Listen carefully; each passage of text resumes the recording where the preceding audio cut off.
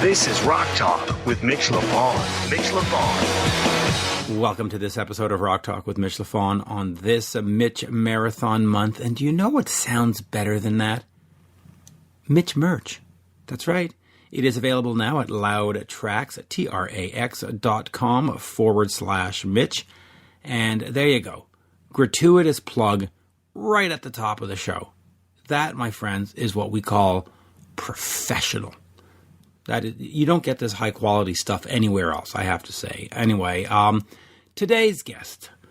And, well, you know what? I'm going to say this before today's guest. I saw Peter Frampton at the Montreal International Jazz Festival on Friday, July 5th. And just before the show begins, there is a audio recording, or maybe it's Peter Frampton himself, but it is Peter's voice, comes on and says, "Hey fans, first 3 songs, take as many pictures as you want. Eat your heart out, take 1,000 pictures if you want. But after the first 3 songs, put the phones away, turn them off, and then just enjoy the moment." And I have to say, I love that. Love it. It is a terrific, terrific compromise. Bands that come out and say, "You're not allowed phones at our shows, and we're going to make you leave them at the door, and we're going to do this." And give me a break. I mean, get out of here. Just go play your show.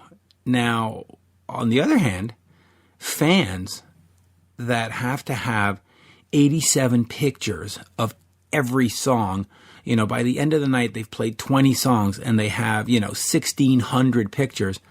Like, calm down. All right. So what Peter Frampton did, brilliant. He respects the audience's desire, I guess, for the lack of a better word, to have a souvenir or a memento or just to, capture a moment. But then he says, "Hey, you know what? Give me a little respect back. I don't want to see cameras in my face all night." And in Montreal, on July 5th, at Place des Arts, the venue, the fans respected it. Holy. I mean, I can't think I saw, at the end of the show where he does "While My Guitar Gently Weeps," he said, "Go ahead and film," or some words to those effects. And so the phones came back out, but I don't recall having seen anybody from song 4 to song, and I think "While My Guitar" was song 18. I don't think I saw anybody with a phone. So kudos to Peter Frampton for being cool, and kudos to the fans for saying, "All right, we're going to do a little give and take here. We're going to take a little bit pictures, but we're going to give you the respect after." So bravo. Now, moving on from that, today's guest is a gentleman named Steve Overland. Now, if you're listening to me in the UK or maybe even Australia, you'll go, okay, Steve, the singer for the band FM. Been around since the early 1980s. First album, Indiscreet, 1986, considered a melodic rock masterpiece. And this year, Tough It Out, which is their second album, which came out in 1989, is celebrating 30 years. So if you are in North America and you're not overly familiar with Steve Overland, do check out those 2 albums. But if you really, really want to check them out, their new album, Atomic Generation, which came out in 2018, brilliant. Now listen, it is AOR, melodic rock. It's right where it should be. Now, the band has been on and off. They took a break for a few years and then decided to come back, and so they've been making this great music. Now, I first heard of Steve on a Whitesnake tribute album called Snake Bites, which Cleopatra had put out, I guess, somewhere around 2000. Brian Pereira at the Cleopatra. And I have to say, Cleopatra has always been very cool to me. I remember one time they invited me to their warehouse, which I think was in Marina del Rey. Don't quote me, but I think that's where it was. And walked through the warehouse, and there was CDs all over the place and boxes of CDs. And there was a guy there named Paul. He was a great guy, by the way, Paul. And he said, "Oh, grab whatever you want." And it was great. I wasn't a schnerd. I didn't walk away with 150 CDs because that would have been the dick move. But I did walk away with like 15 or so, or 12 or 15, and I had picked up Snake Bites as one of them. Anyway, I'm a huge Coverdale fan, huge Whitesnake fan. Got it home, put it on, and I heard the vocals, and I went, "Oh, who the hell's this guy?" And I looked it up, and it was Steve Overland. And wow, this guy, he's got a voice of an angel. I mean, this guy sings great. Just absolutely great. I was like, whoa, dude, that is okay. I need to know who you are, and I need to know what we're doing here. So I looked it up. I looked up FM, and just, anyway, great band doing great music. But this time, I didn't get Steve on the phone to talk about FM, although we did. But we got on the phone because he has a new band called Lonerider with a new album out called Attitude. And I was sent this album via, digital stream or whatever, and I didn't really pay attention to who was playing on it. I happened to get the email, and I just hit click, and I started playing. And it was great. And I went, wow, what is this? Who is this? What the hell is a Lonerider? And I looked it up, and then it said Steve Overland of FM. And I was like, gotcha. And then it said also featuring Chris Childs of Thunder. And I went, oh, all right. Now you're talking Mitch language here. We got Thunder guy on this. And by the way, FM and Thunder, I think, are bands that are very, very similar. You look at Danny Bowes, you look at Steve Overland, two guys sing like angels. I mean, Danny Bowes is, terrific. I don't even know if terrific's a good enough word for Danny Bowes. I mean, that guy's a brilliant vocalist. And both bands have had a chance to open up for Bon Jovi over the years. Thunder opened up for Bon Jovi, Thunder opened up for Van Halen, who was opening up for Bon Jovi. Boom, ba-dun, dun, dun. Yeah, there you go. There's some info for you. In 95, I guess it was, on the These Days tour, they played Wembley Stadium, and it was Thunder, Van Halen, and Bon Jovi. So there you go. But FM have opened for a lot of great bands, including Slash recently as in July 6th. And they've also opened for Foreigner, did some shows with Foreigner, but they opened for Bon Jovi, guess when? On the Slippery When Wet tour. Throughout, and this is where my facts might catch up with me. It was either throughout Europe or just throughout the UK. Anyway, they were on this run with Bon Jovi opening up. So, there was a thought back then that FM and Thunder could have been the next Bon Jovis, the next Def Leppards, the next whatever. And for whatever reason, both bands were just unable to break through the North American market. Just completely unable. And I guess you could talk to the bands and ask them how they feel about it. My understanding was just bad management, just managers and record companies not necessarily pushing in the right direction. Because listen, Queen, they broke North America. Def Leppard, they broke North America. So breaking North America was very, very doable.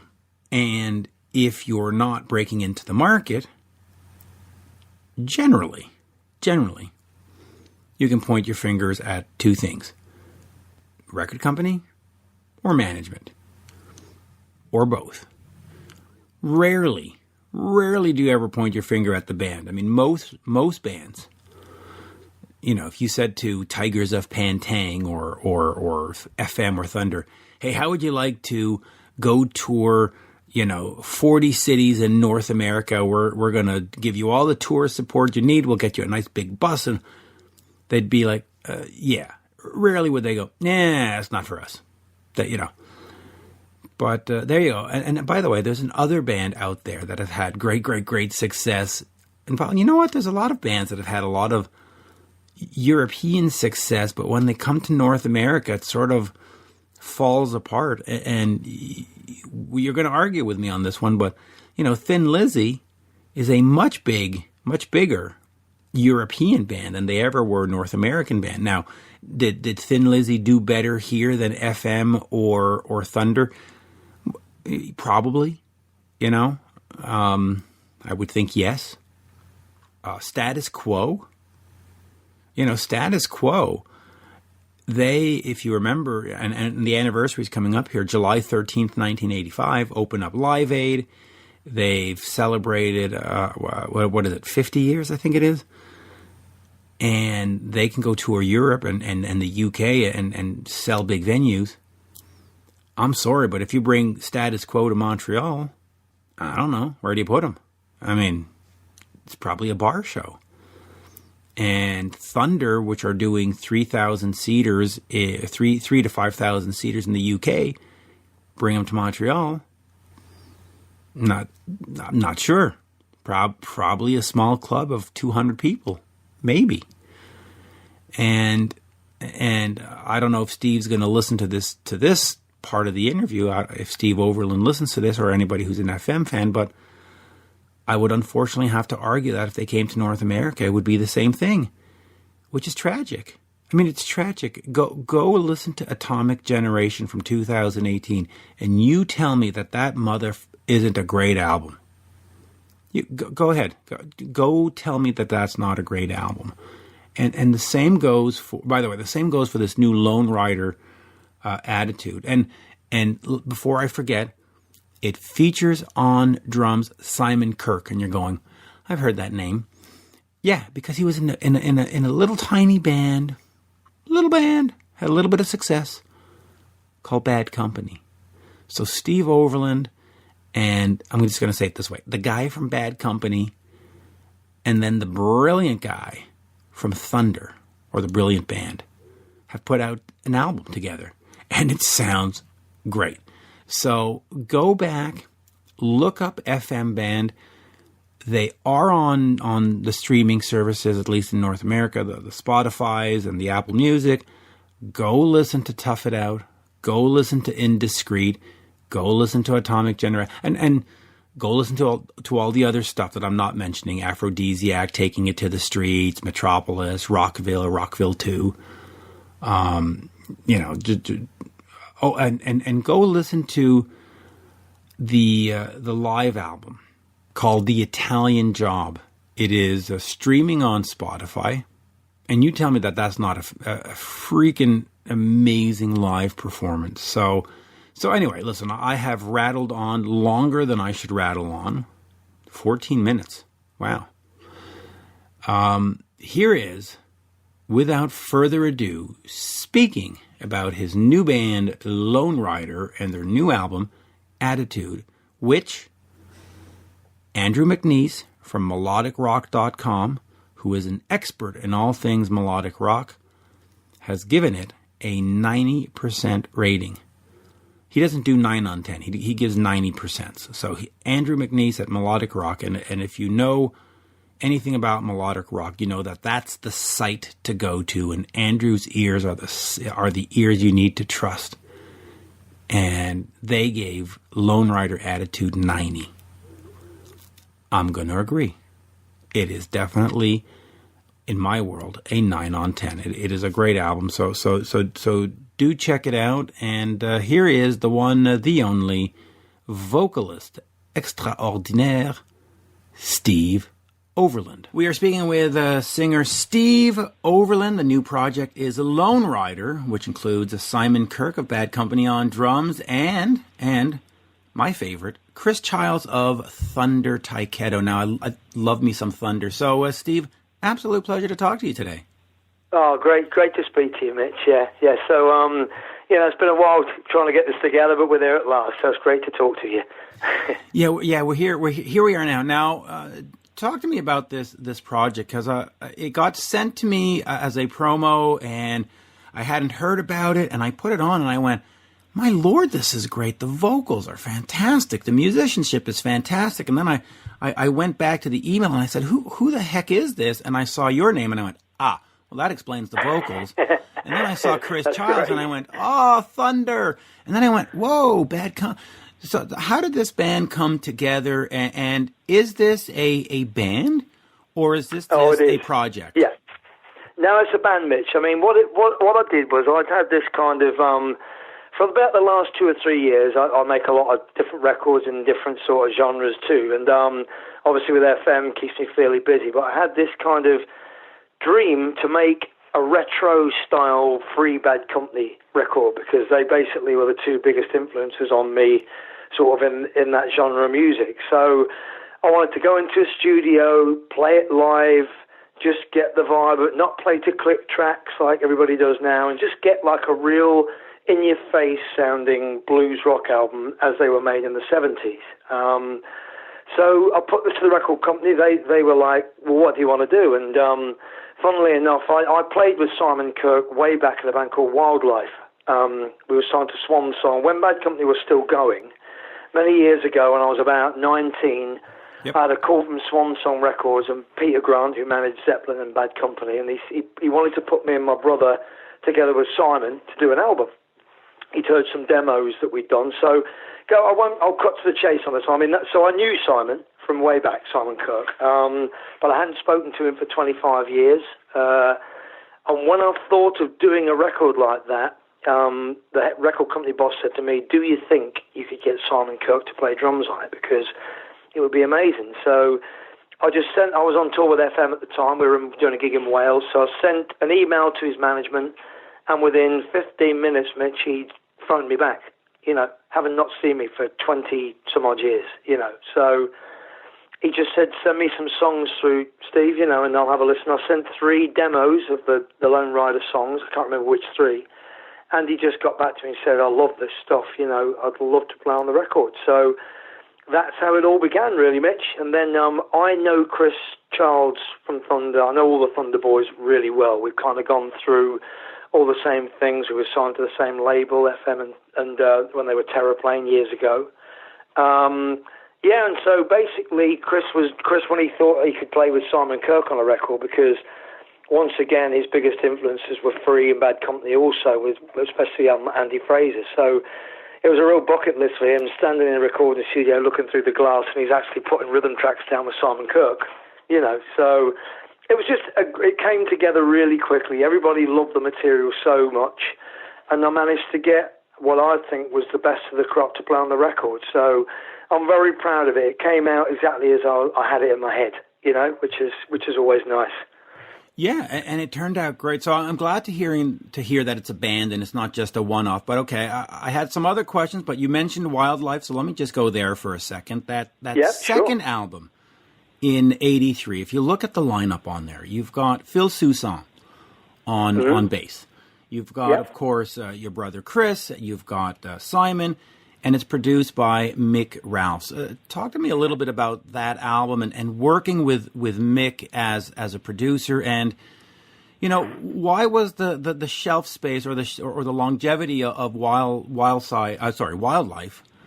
I'm thinking Motley Crue all of a sudden. Why was that only sort of these 2 albums? Why didn't it go further? I mean, you had Swan Song, you had Peter Grant, you had the Led Zeppelin label, you had Mick Rouse producing, Phil Soussan. I mean, everything pointed to the direction of this is, for the lack of a better word, a super group, and it should sort of tear it up through the 80s, and ultimately it didn't.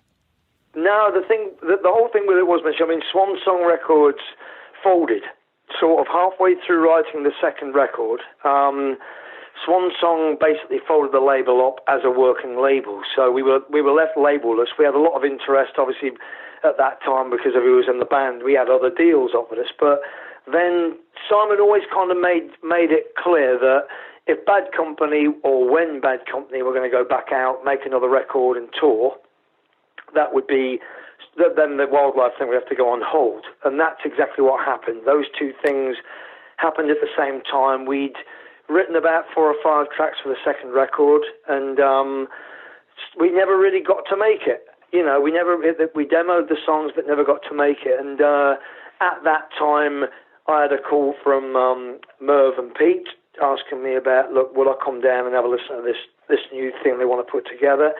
So FM sort of formed about sort of shortly after, or even when I was still talking to them about doing a second Wildlife album. So just circumstances really, Mitch, meant that we didn't make that third record. Everybody sort of went on to do. I went to FM, Simon went back to Bad Company, and it just all kind of drifted apart. Even though we got plans to make another record, And as I say, working with Mick, a dream of mine.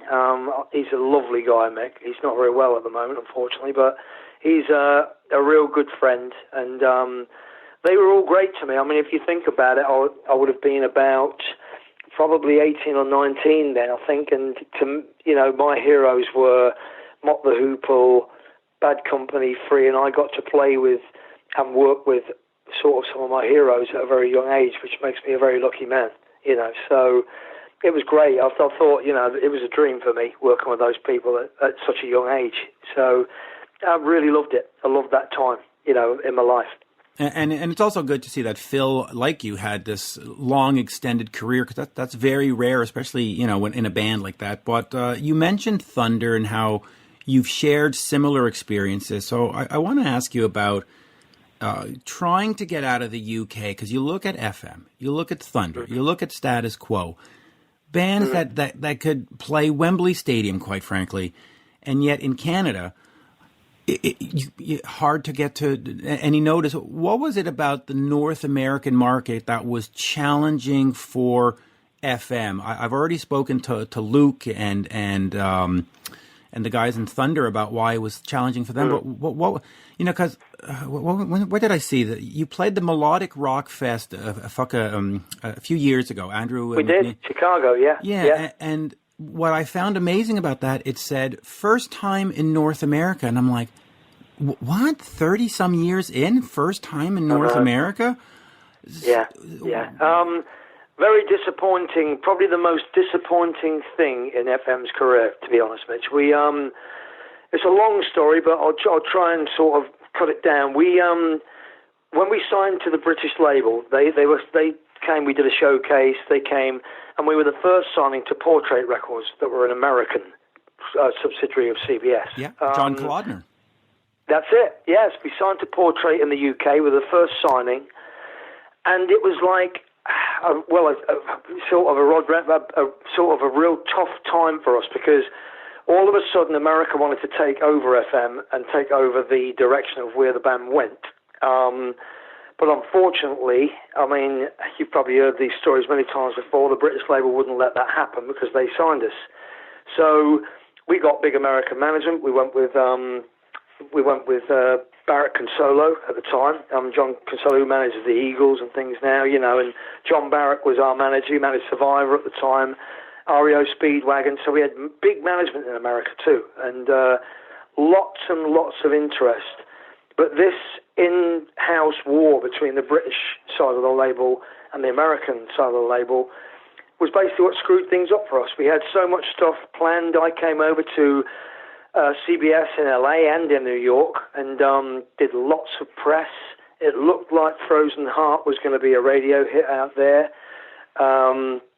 But this constant squabbling, in-house squabbling with the labels, meant that we couldn't get it to happen. Even with John at the helm, it just never happened for us. And we had all sorts of tours offered and planned that never materialized. So, as I say, if you ask me what the biggest disappointment is for me in my career, FM not getting a chance to break America when our music was so relevant would definitely have been it. It's a big disappointment to us. No matter what we did, we couldn't, we toured Europe and England extensively over and over again, back to back, but we could not get to America, because of, and so, in time, the American label just sort of said, okay, you keep them in.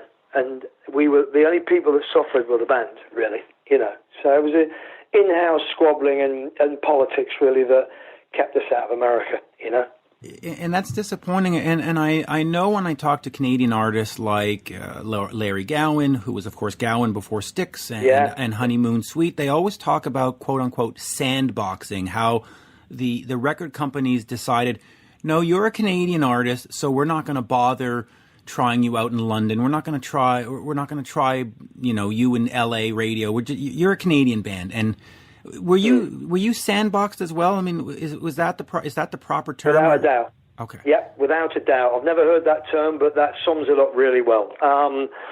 They basically, at the time, wanted us to be the British Bon Jovi, and so basically we toured Britain. We played with Bon Jovi. We did a Slippery When Wet tour, and we played with everybody. We were the eternal big support band. We did every single tour from Status Quo to Gary Moore to REO Speedwagon. We did dates with Foreigner on the Foreigner 4 tour. We everywhere you went, you saw FM as the opening act, but always in the UK. And the funny thing is, Mitch, since we've reformed, we've been back together now 11 years since the Reformation. We've discovered places. We now go all over the world. Places like Greece, Spain, all over the world where we never played before because they just kept putting us out in the same places across the UK where we've got big followings. We went to Greece for the first time about 2 or 3 years ago, and there were queues down the street. The gigs sold out. Spain now, we go to Spain once, twice a year.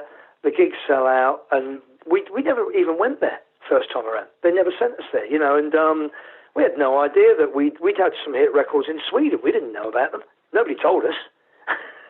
It was like, no, you need to go out and do this tour in the UK again. You've got to keep the momentum going. And so, we were sandboxed beyond your wildest dreams.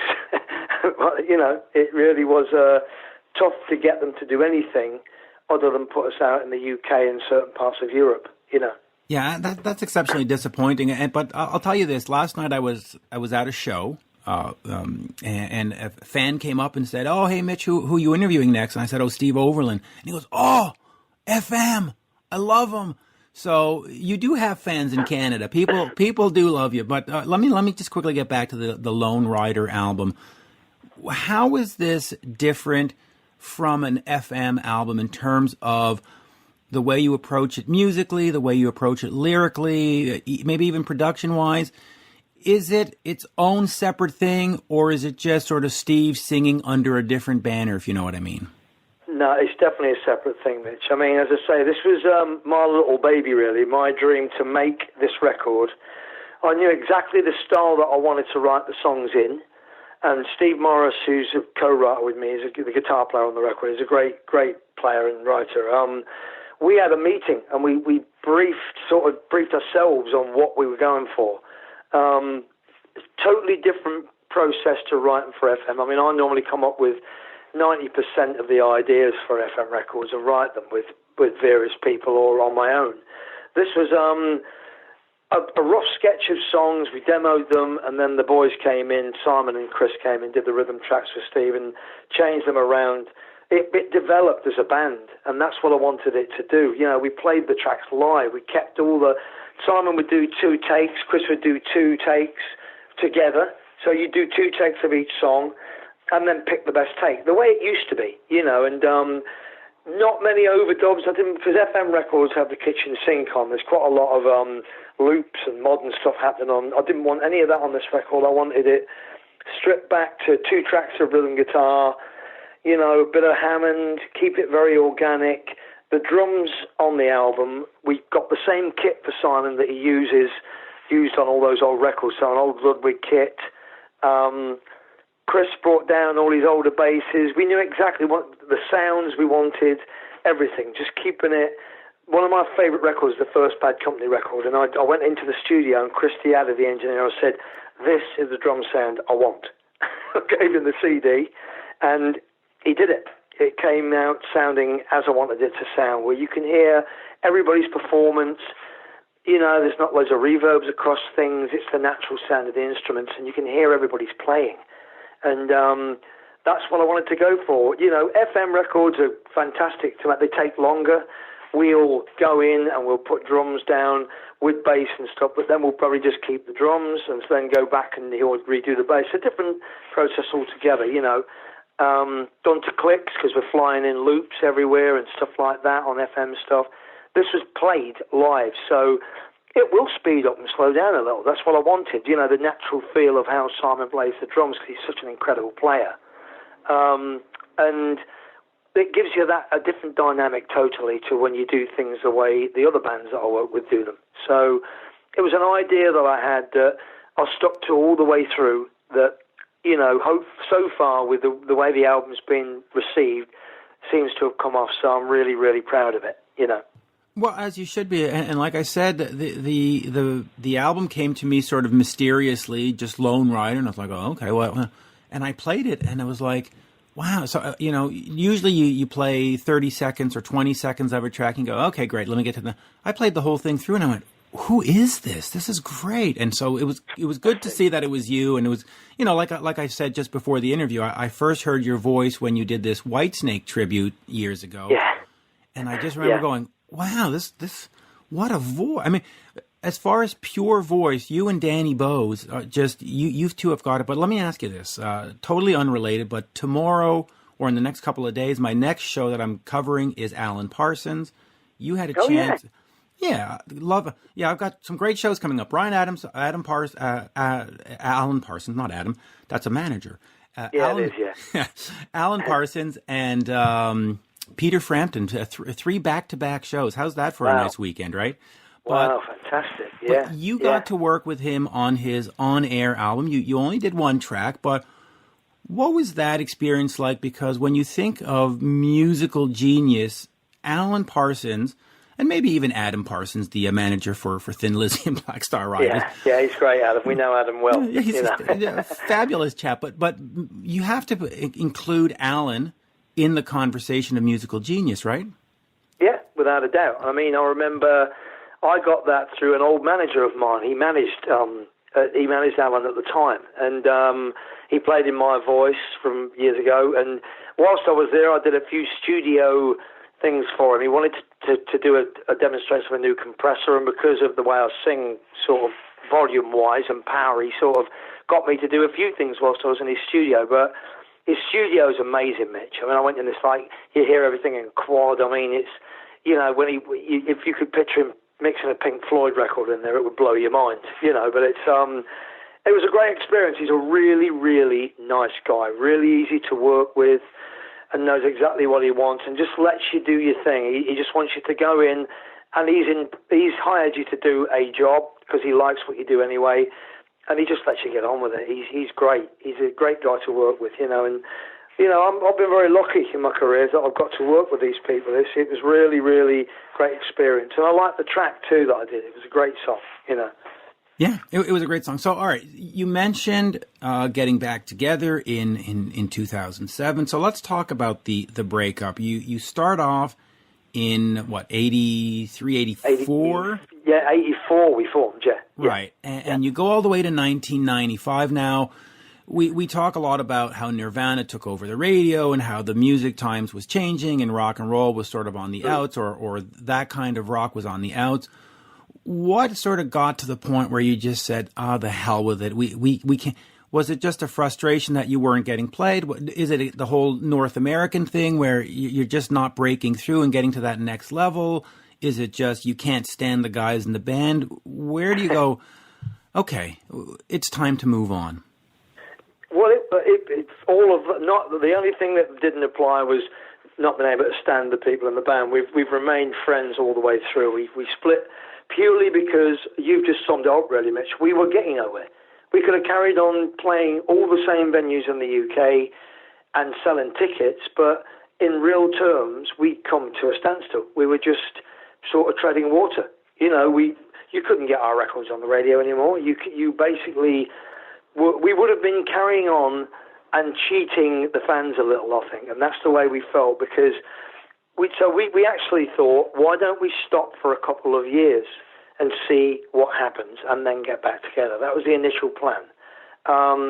We all parted as friends, but careers took over. We all went off. I then started making loads of the records, doing sessions, doing commercials, doing all sorts of things. So my career carried on just in a different sort of way. So it took a lot longer. Andy, the guitar player, moved to Malta, so I didn't really see much of And. And just circumstances meant we were apart for a lot longer than we'd initially wanted to be. We didn't get back together for 10 years.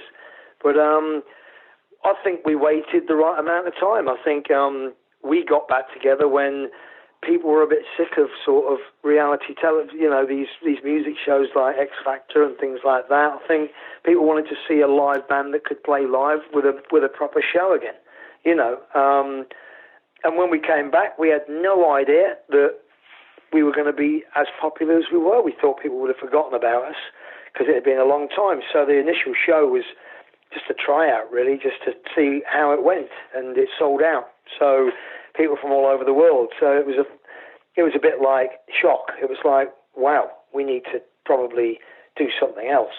We didn't know what it would be. Would it be more gigs? Would it be, a new record? At that time, we didn't know. We were just in shock. So we went away for like 2 or 3 weeks and didn't speak to each other and just thought about what we were going to do.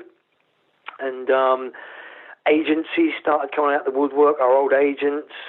Record companies started to try and contact us about, were we planning on making a record?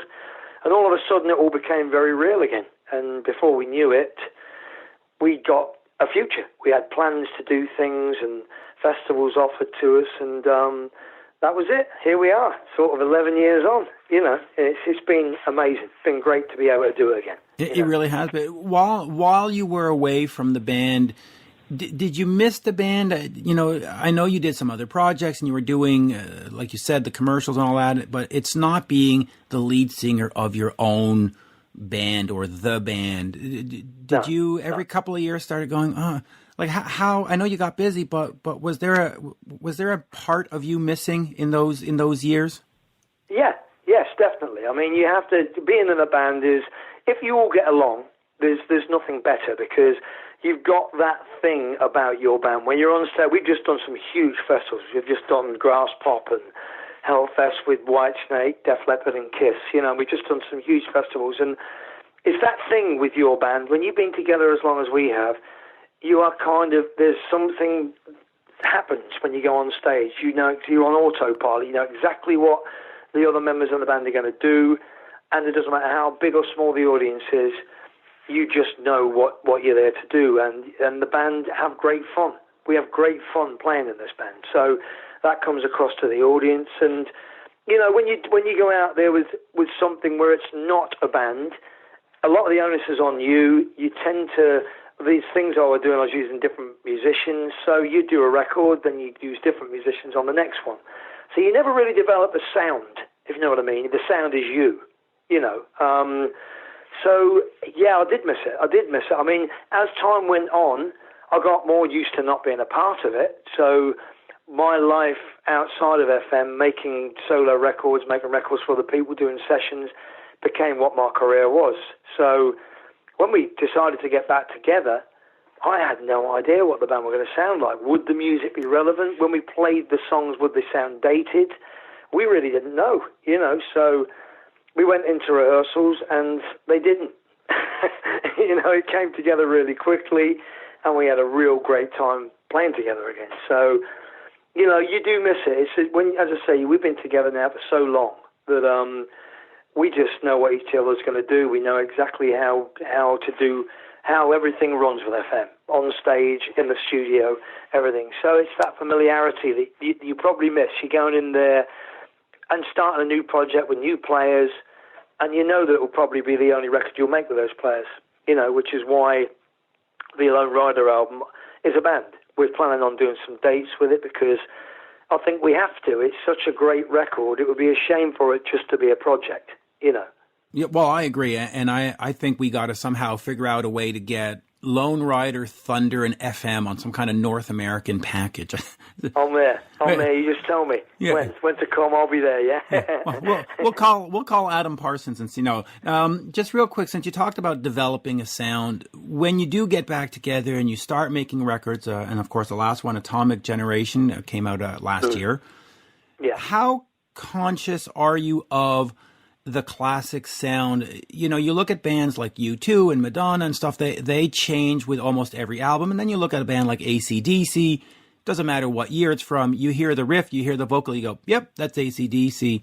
Yeah. Were you conscious of that? Or since it really is sort of, you know, FM Part 2 or 2.0, were you freer to create and push the boundaries and push the sound? Or were you very conscious of, no, the fans like FM to be this, let's give them this?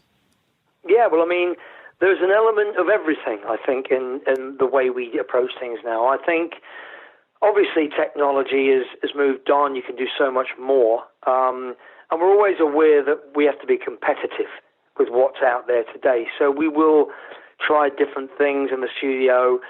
We have no set thing. When we write an album, Mitch, we have no set thing saying, right, what we need is this song, that song in style. We just write 20 songs, and then we'll pick the album. So there's no conscious sort of, we know what we need a song like that girl, we need a song like this. And we don't really want, that was our sound back then. I mean, now the band sounds so much different. You know, we've got Jim in. Jim's been with us now for 11 years since we reformed. So he's the longest serving guitar player now. And Jim's 20 years younger than us. He's always coming sort of up with things saying, we need to do this, listen to this. And so we try and listen to new music a lot, you know, not necessarily rock music, and we'll get an idea from a pop record or a dance record. That's a really great sound. Let's try and use that on one of our things, or a loop or something like that, just to give us a little bit of a different sound. But there is that conscious thing where, you know, on the last record, people said that basically there were lots of tracks on the last record that were reminiscent of old FM, things like Golden Days and things like that, a bit more AOR-y, but with a modern touch. And that wasn't deliberate. I think that's just basically what FM sound like. And sometimes you go back to what you did years ago in the writing, you know, and we have no conscious thing when we go in a studio saying, right, we've got to make a sound like this. It's just what the band sound like, you know, and that's what comes out at the end of the records. And we sort of try and, we even do songs now. We've got no record company interfering in what we do anymore, so we tend to just make the record and deliver it to frontiers, and they're great. They give us so much support. And so we're not held to any particular style. We can come up with a poppier tune, a heavy tune, even a tune that might be a bit Americana country rock stuff. You know, we don't have any boundaries anymore, whereas before it was like, back in the first time around, it's like, no, you need to be more like this. You've got to do this. You've got to do this song. But now we're in control of our own destiny. With touring, recording, everything, we do it all ourselves. And it's great to have that freedom. It really is. And you're right. Frontiers does a great job. If it wasn't for them, the scene probably would be dead by now. So they have really injected some great blood into the melodic rock scene, for the lack of a better word. Now, I'll ask you this, and before we wrap up, you have mentioned that FM uses, you know, the full studio with the loops and flying stuff in. How do you sort of deal with that in a live setting? Do you change the songs and just play them in a more raw live kind of thing? Or are you, you know, do you use enhancements or backing tapes? I know it's become a big issue in 2019 that this band and that band, and I see nothing wrong with it, but is there, so I guess what's your, I don't want to say policy, but not a great word, but what's your take on backing tracks and performing live using enhancements? Well, I think you have to do both. I think to replicate things like Black Magic, the first track on the last record, we open with that. Without the big loops, it simply wouldn't sound like Black Magic. So Pete, our drummer, plays to a click track on those songs. Some we have to use loops because, you know, and that, if you want to call it an enhancement, they are just, it's percussion. It may be a backward snare drum. It's all the effects, a bit like the sort of thing Def Leppard do, really. I've just played with Def Leppard. They have all of those big Mutt Lang reverse snare drums are all on the back. You know, there's certain songs that we have to have those loops on to make the songs authentic, to sound right. But then the old stuff, like Here I Belong to the Nights, That Girls, all of that stuff. We don't use anything. We play them as a band because that's how we recorded those songs, and they have no loops on them. So the tracks that need it, we use it. You know, if there's a track that's got a bass synth on it, like, say, Top It Out, well, Burning My Heart Down, we'll have that bass synth on because it's part of the overall sound of that song. So, yes, we do. I've got no problem saying that we use quite a lot of percussive loops. There'll be a backwards snare drum every now and again that will come through, but that's what makes those songs sound authentic, you know. And the older stuff, as I say, we never used any of that. So that's all played totally live. You know, there's no lead vocals on tape or anything like that, Mitch, I can assure you. No, we sing everything. All right, you know, but right, and I said enhancements. I didn't say cheating. Right, there's a big difference. Yeah. Big difference. Yeah. Okay. So yes, I guess we use enhancement on the songs that we feel sort of need it, or where it features heavily on the records. I mean, if you listen to Black Magic, there are so many sort of loops and percussive things, that offbeat things that give it the groove that it has. So without that, you wouldn't have that groove in the song that it has, you know. So there are a few. Yeah, there's probably 4 or 5 songs in our set that we have to use various loops and things on to give it the correct sound. Well, fair enough. And I'll finish with sort of these 3 rapid fire questions. First off, last year you also did something with a Work of Art's Robert Saul and Groundbreaker, again on Frontiers. Was that a one-off, or is that something where Frontiers is going to have you do another project down the road? Well, we haven't talked about it, Mitch. But it was a pleasure working with Robert. He's a real gentleman and a genius musician. So, you know, he's a great writer. So I would love to do some more writing with Robbie. He's brilliant and such a great guy to work with. So, you know, that's the jury's out on that one. I've been so busy with other things, we've not really got round to anything else yet. But you never know. You never know. And then FM, Atomic Generator again last year. Last year was very busy for you, which is great. What's sort of the future of FM? Do you sort of just keep doing what you've been doing for the last sort of decade, album tour, and or are we done making new albums and now we're just going to focus on touring? What sort of the next 3-4 years look like for FM? Pretty much the same, Mitch, really. We're now 3/4 of the way through a new album, which is sounding great. So we're interspersing. We're doing all the big festivals this year, probably about 12 all over Europe. So, you know, we'll be doing the same, you know, and we really, really are working with the management on coming out to America. And if we could get to Canada, I want to do South America.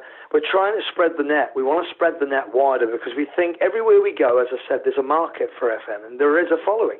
You know, you have to look at when we went to Chicago, the people that came were fanatical. It was like, at last, you're in America, you know, and I love America, and I've actually never been to Canada.